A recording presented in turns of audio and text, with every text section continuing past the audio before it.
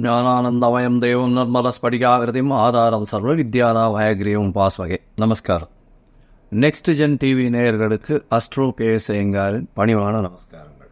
வார பலன் 17/6/2024 23/6/2024 வரலும் உண்டான வாரத்துக்கு மேஷம் முதல் மீனம் வரை என்ன பலன்கள் அப்படின்றத பார்ப்போம். இந்த வாரத்தில் முதல்ல இந்த வாரத்தினுடைய கோல்சாரம் எப்படி இருக்குது, அதற்கு பிறகு இந்த வாரத்தில் வரக்கூடிய விசேஷ நாட்கள் என்ன, அதற்கு பிறகு இந்த வாரத்தினுடைய எந்தெந்த ராசிக்காரர்களுக்கு சந்திராஷ்டம் அப்படின்னு 3 வகையாக பார்க்கலாம். முதல்ல இந்த வாரத்தினுடைய கோல்சாரம் அப்படின்னு எடுத்தோமே ஆனால் காலபுருஷ தத்துவத்தின் முதல் ராசியான மேஷ ராசியில் செவ்வாய், ரிஷபத்தில் குரு, மிதுனத்தில் சூரியன், புதன், சுக்கிரன், கன்னியில் கேது, கும்பத்தில் சனி, மீனத்தில் ராகு.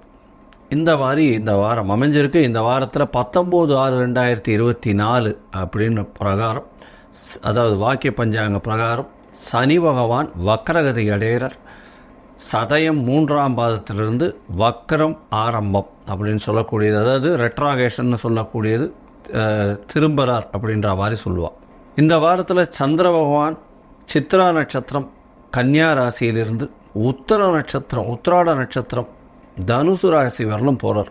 தனுசு ராசினா உத்திராட நட்சத்திரம் 1ஆம் பாதம் வரலும். அதனால் கன்னியா ராசியில் ஆரம்பித்து, கன்னியா ராசின்றது சித்ரா நட்சத்திரம் 2ஆம் பாதம் முடிகிற நேரத்தில் தான் ஆரம்பிக்கிறார் கிட்டத்தட்ட இந்த வாரத்தை. துலாம், விருச்சிகம், தனுசு இந்த 4 ராசிகள்லேயும் ட்ராவல் பண்ணுறார். இந்த வாரத்தில் வர்ற விசேஷ நாட்கள் அப்படின்னு பார்க்கணுமே ஆனால் இந்த வாரத்தில் ஏகாதசி, இது ஒரு பெரிய விசேஷம், வைணவர்களுக்கு உண்டான ஒரு பெரிய ஏற்றமான காலம்.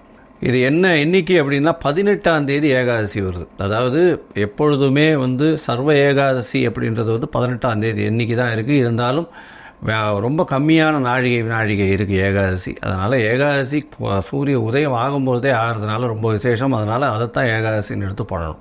இந்த வாரத்தில் பார்த்தேன்னா 19ஆம் தேதி அன்னைக்கு பிரதோஷ விரதம் இருக்கணும். அதாவது கஷ்டங்கள் நீங்குவதற்காக, எல்லா விதமான வெற்றிகளும் வர்றதுக்காக சிவபெருமானை வேண்டி அன்னைக்கு ஃபாஸ்டிங் இருக்கிறது அப்படின்றது ஒரு பெரிய விசேஷம். இந்த வாரத்தில் பார்த்தேனால் 21/6/2024 ஜேஷ்டாபிஷேகம் ஸ்ரீரங்கம் ரங்கநாதருக்கு கேட்ட நட்சத்திரம், ஆனி மாத கேட்ட நட்சத்திரம் ஜேஷ்டாபிஷேகம்னு சொல்லக்கூடியது ரொம்பவும் விசேஷம். இந்த வாரத்தில் 22ஆம் தேதி அன்னைக்கு பௌர்ணமி, சூரியனும் சந்திரனும் 180 பாகைகள் இருக்கிறது. அது ஒரு பெரிய விசேஷம். 180 பாகைன்னா மீனத்திற்கு வரும்போது அது ஒரு பெரிய ஏற்றத்தை கொடுக்கக்கூடிய காலகட்டமாக, அதாவது தனுசுக்கு வரும்போது ஏற்றத்தை கொடுக்கக்கூடிய காலகட்டமாக அமையும். ஏன்னா சூரியன் இப்போது மிதுனத்தில் இருக்கார், சமசப்தம்னு சொல்லக்கூடிய தனுசுக்கு வரும்போது சந்திரன், அது பௌர்ணமி யோகத்தை கொடுக்கக்கூடிய காலகட்டம். 23ஆம் தேதி பார்த்தோம்னா அவமாகம் அப்படின்னு போட்டிருக்கோம். அவமாகம் அப்படின்னா என்ன அப்படின்னா 3 நட்சத்திரங்களோ 3 திதிகளோ ஒரே நாளில் வர்றத அவமாகம்னு சொல்லுவோம். இன்றைக்கி பார்த்தோம்னா அந்த 23ஆம் தேதி இன்றைக்கி பார்த்தீங்களே ஆனால் அவமாகம் திதியில் வருது. பிரதமை திதி சூரியன் உதித்த உடனே ரொம்ப வினாழிகைகள் ரொம்ப கம்மியாக இருக்குது. ஒரு 30 நிமிஷம் கூட இல்லை. அந்த அன்றைக்கி 6:30 மணியோடு பிரதமை முடிஞ்சு விடுறது. த்விதியை 54-55 நாழிகை இருக்கும். அதனால் அடுத்த நாள் காத்தால் சூரிய உதயத்துக்கு முன்னாடியே த்விதியை முடிஞ்சிடும்.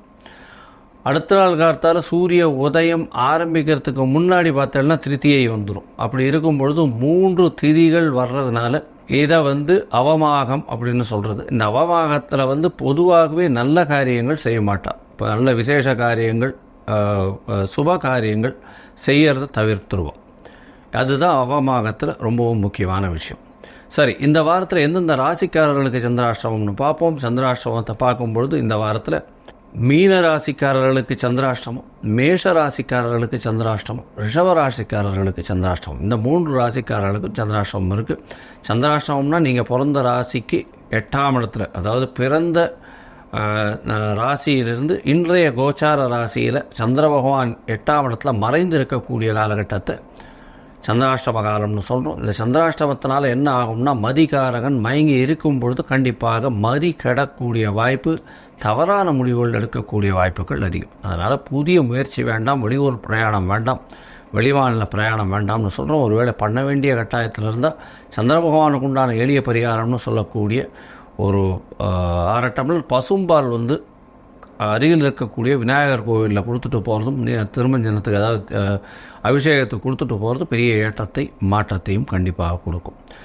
சரி, இந்த என்னுடைய சேனல் பார்த்துன்னு இருக்க வாழ்க்கை பார்த்தீங்கன்னா நீங்கள் எங்களுக்கு அஸ்ட்ராலஜிக்கல் கன்சல்ட் தேவைப்படுவானால் நீங்கள் எனக்கு ஃபோன் பண்ணுங்க. என்னுடைய நம்பர் ஸ்க்ராலிங்கில் போயின்னு இருக்கும். மொபைலில் ஃபோன் பண்ணுங்க. உங்களுடைய date, time, place of birth, உங்களுடைய நேம், பேரண்ட்ஸோடைய நேம் அனுப்புங்க. முதல்ல நான் சந்தி என்ன இருக்குது, அதாவது சந்திரனுடைய சந்தி என்ன இருக்குது, என்ன நட்சத்திர பாதத்தில் இருக்கார் அப்படின்றத பார்த்து வெரிஃபை பண்ணிவிட்டு, லக்ன சந்தி இருக்கா, ராசி சந்தி இருக்கா, ராசியில் பாத சந்தி இருக்கா, நட்சத்திரத்தில், இது எல்லாத்தையும் பார்த்து வெரிஃபை பண்ணிவிட்டு உங்களுக்கு உண்டான எளிய பரிகாரம் என்ன, இன்றைய கோச்சார நிலைமையில் என்ன இருக்குது, எப்படி இருக்குது, மெதுவாக செல்லக்கூடிய கிரகங்களுடைய விளைவு என்னன்றது எல்லாத்தையும் பார்த்துட்டு, உங்களுடைய தசாபுக்தி அந்தரம் சூக்ஷ்மம் எப்படி இருக்குன்றதையும் பார்த்துட்டு இன்றைய காலகட்டத்தில் என்ன எளிய பரிகாரம் பண்ணலாம்ன்றதையும் சொல்கிறேன். அதற்குண்டான கட்டணம் என்னன்றதையும் போடுறேன். அந்த கட்டணத்தை கட்டிட்டு நீங்கள் அப்பாயின்மெண்ட் எடுத்துக்கோங்க. சரி, இப்போ மேஷம் முதல் மீனம் வரை 17/6/2024 23/6/2024 வரலும் உண்டான வாரத்திற்கு என்னன்னு பார்ப்போம். மேஷம், அஸ்வனி, பரணி, கிருத்திகை இந்த 3 நட்சத்திரம் 9 பாதங்களை கொண்ட ராசி. ராசியின் அதிபதி செவ்வாய் பகவான் ஆட்சி பெற்றிருக்கிறது பெரிய விசேஷம். இந்த மேஷ ராசிக்காரர்களுக்கெல்லாம் இவ்வளவு நாளாக ராசிநாதன் 12ஆம் இடத்துல மறைஞ்சிருந்தது ஒரு பெரிய பிரச்சனை. ஏதாவது விழுந்துருவோமோ ஏதாவது பிரச்சனை வந்துருமோ அப்படின்ற ஒரு பயம் இருந்துகிட்டே இருந்திருக்கும். இப்போ ராசிநாதன் ஆட்சி பெற்று போயிருக்கிறதுனால, ஆண் செவ்வாயாக இருக்கிறதுனால, செவ்வாய் பகவான் ஆண் ராசியான மேஷத்தில் போய் அவர் ஆட்சி பெற்று போயிருக்கிறதுனால எல்லா விதமான ஏற்றங்களும் உண்டு. இதை தவிர பார்த்தலையானால் உங்களுடைய ராசிக்கு 3ஆம் இடத்துல 3ஆம் அதிபதி ஆட்சி பெற்றிருக்கிறதும் பெரிய விசேஷம். முயற்சிகள் அனைத்தும் வெற்றி பெறக்கூடிய காலகட்டமாக அமைய போகிறது. 2ஆம் இடத்துல தனகாரகன் அப்படின்னு சொல்லக்கூடிய குரு பகவான் இருக்கிறது பெரிய விசேஷம். பேச்சில் நல்ல நளினம் இருக்கும். அதை தவிர பணவரவிற்கு பஞ்சம் இருக்காது.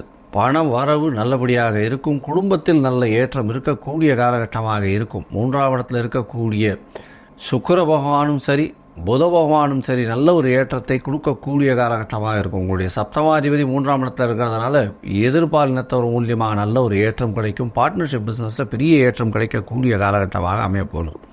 தொழிலில் பெரிய அபிவிருத்தி இருக்கும். இருந்தாலும் 19ஆம் தேதி அன்னைக்கு சனி வக்கரகதி இடையிறார். சனி வக்கரகதி இழையும் போது தொழிலில் சிறு சிறு சலசலப்புகள் இருக்கக்கூடிய வாய்ப்பு உண்டு. இருந்தாலும் தொழிலில் பெரிய ஏற்றம் இருக்கும். சனி பகவான் ஒரு கிட்டத்தட்ட ஒரு 140 நாள் வக்கரகதியிலிருந்து வரார். அது வக்கரகதி ஆறார். அதனால் இந்த காலகட்டம் கொஞ்சம் சலசலப்பு இருக்கக்கூடிய வாய்ப்பு உண்டு. இருந்தாலும் தொழிலில் ஏற்றம் தான் இருக்கும். உங்களுக்கு கவலைப்பட தேவையில்லை. இந்த வாரத்தில் பார்த்தாலேயானால், அதாவது 17/6/2024 23/6/2024 வரலும் உண்டான நாட்களில் சந்திர பகவான் அதிவேகமாக செல்லக்கூடிய கிரகமான சந்திர பகவான் 4ஆம் அதிபதி, உங்களுக்கு 4ஆம் சதுர்த்த கேந்திரத்தின் அதிபதினு சொல்லக்கூடியவர் உங்களுடைய ராசிக்கு 7ஆம் இடத்துல, அதாவது சப்தமத்தில் சந்திர பகவான் இருக்கார். இந்த 7ஆம் இடத்துல இருக்கக்கூடிய சந்திர பகவான் 19ஆம் தேதி காலத்தால் ஒரு 11 மணி வரலும் இருக்கக்கூடிய காலகட்டமாக இருக்குது. இதனால் பார்த்தாலேயானால் 4ஆம் அதிபதி 7ஆம் இடத்துல இருக்கிறது, ஒரு கேந்திராதிபதி இன்னொரு கேந்திரத்தில் இருக்கிறது பெரிய விசேஷம். 7ஆம் இடத்துல இருக்கக்கூடிய சந்திர பகவானை பொறுத்தவரையும் நல்ல ஒரு ஏற்றம் கிடைக்கக்கூடிய காலகட்டம். பார்ட்னர்ஷிப் பிஸ்னஸில் பெரிய ஏற்றம் கிடைக்கும். எதிர்பாலினத்தவர் மூலியமாக நல்ல ஒரு ஏற்றம் கிடைக்கக்கூடிய வாய்ப்பு. நண்பர்கள் மூலியமாக நல்ல ஒரு ஏற்றம் இருக்கும். இந்த வாரம் பார்த்தாலேயானால் உங்களுடைய ராசிக்கு 8ஆம் இடத்துல சந்திர பகவான் போகிறார். அது 19ஆம் தேதியிலிருந்து 21ஆம் தேதி காலை அதாவது ஒரு மாலை ஒரு 7:30 மணி வரலும் இருக்கக்கூடிய காலகட்ட சந்திராஷ்டமம்னு சொல்கிறோம். புதிய முயற்சிகள் வேண்டாம். வெளியூர் வெளிமாநில பிரயாணம் வேண்டாம்னு சொல்கிறோம். இருந்தாலும் 4ஆம் அதிபதி 8ஆம் இடத்துல மறைஞ்சு இருக்கிறதுனால உங்களுக்கு வீட்டை விட்டு வெளியில் போயிட்டு வர்றது, அதாவது வெளியூர் வெளிமாநிலம் செல்லக்கூடிய வாய்ப்பு இதெல்லாம் வரும்.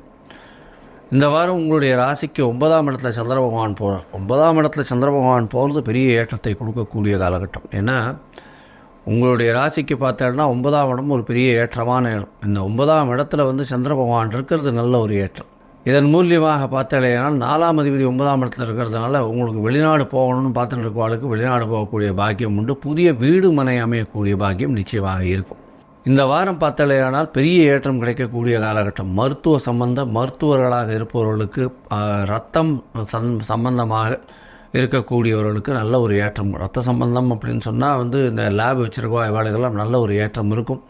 மண் சம்பந்தமாக, மைனிங் சம்பந்தமாக இருக்கக்கூடிய வியாபாரத்திலோ இந்த வேலையில் இருக்கிறவர்களுக்கெல்லாம் பெரிய ஏற்றம் இருக்கும். படிக்கக்கூடிய மாணவர்களுக்கு சிறு சிறு தொல்லைகள் இருந்தாலும் வெற்றி நிச்சயமாக கிடைக்கக்கூடிய காலகட்டமாக அமைகிறது.